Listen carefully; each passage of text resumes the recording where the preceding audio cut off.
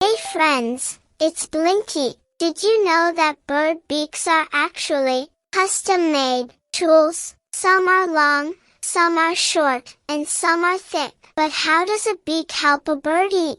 Can you imagine trying to eat soup with a fork? It would be hard. Blinky found the answer. A thin beak acts like a straw to reach deep into flowers. Every bird has the perfect beak for its special diet. It is so wonderful how nature gives every animal exactly what it needs to grow big and strong. Join Blinky again soon for another adventure.